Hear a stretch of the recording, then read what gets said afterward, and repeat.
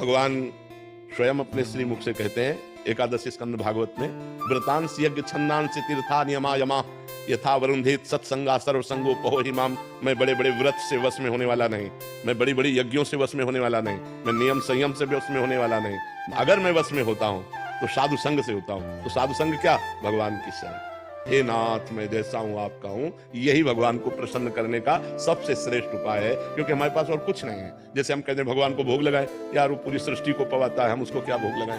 अब हम कहते हैं व्रत उपवास रहने इतने से क्या होने वाला है, यज्ञ करे तो उन्हीं की वस्तुओं से, दी हुई वस्तुओं से यज्ञ कर रहे। सबसे बढ़िया बात है भगवान की शरण होना। हे नाथ, मैं आपका हूं, जैसा भी हूं पर आपका हूं।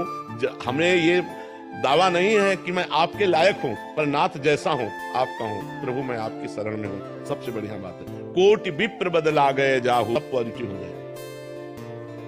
हम जो कह रहे हैं नाम कीर्तन करो पहले। भगवान विष्णु का भी 1000 नाम कीर्तन है शास्त्र, लेकिन आधा घंटा कोई नाम कीर्तन करो जो नाम प्रिय हो आपको। हरे कृष्ण श्री राम जय जय, जो भी राधा राधा राधा, खूब जोर जोर से भगवान नाम कीर्तन करो और चलते फिरते नाम जप करो। फिर देख लो आप उसका परिणाम, फिर आप खुद अनुभव करें। लेकिन लंबे समय तक 2-4 दिन किया फिर पाप कर लिया, फिर 2-4 दिन किया पाप किया, वो बात नहीं है। पाप आचरण रोक करके लंबे समय तक करो तो तुम्हारे पाप नष्ट हो जाएंगे, सफलता हाथ लग जाएगी।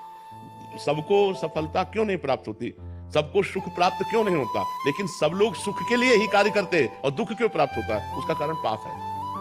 हम पाप कर्म वर्तमान में भी करते हैं और जो भूत में पाप कर्म किए हैं वो परिणाम में आ रहे हैं, इसलिए हम असफल हो रहे हैं, दुखी हो रहे हैं, चिंतित हो रहे हैं। नाम जप करो, बहुत आनंद प्राप्त होगा, बहुत आनंद। हम कह रहे हैं लोक परलोक के सब सुख आपको प्राप्त हो जाएंगे। आप डट के नाम जप तो करो।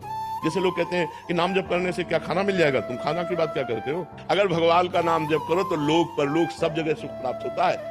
जहां पाप नष्ट हुए तो सुख ही सुख घेर लेता है।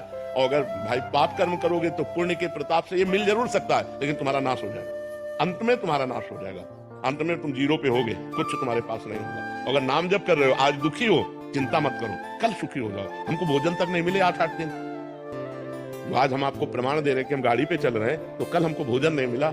सर्दी में उड़ने के लिए कंबल नहीं था, बोरा ओढ़ते थे, टाट ना, जिसमें गेहूं का आटा भरा जाता है, वो बोरा ओढ़कर सर्दी पार करते थे।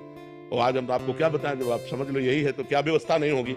हर व्यवस्था है, राजा बाबू की तरह भगवान रख रहे हैं। तो कल जो था वो जो दुख में था, उसमें हम धर्म को नहीं त्यागा, बड़ी कठिनाई से आगे बढ़ते रहे।